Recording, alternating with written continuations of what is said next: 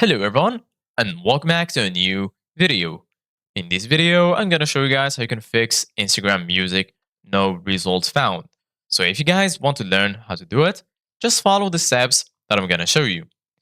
As you can see guys, I'm right now on Instagram and this is how the homepage looks like.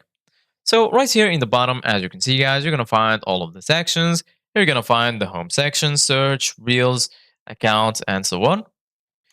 So as you can see, guys, right here, if you go to the music icon right here, you're gonna be here in the music menu.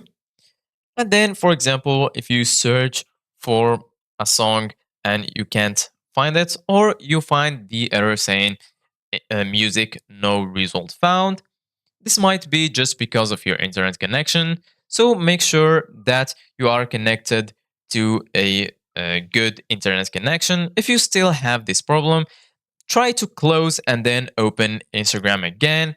And if you still have this problem, maybe try to clear the cache. In order to do that, just go to your settings.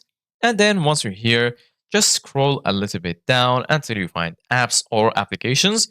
Go ahead and click on it. And then right here, you're going to find the list that includes all of your installed apps on your device. Go ahead and search for Instagram. Once you find it, go ahead and click on it.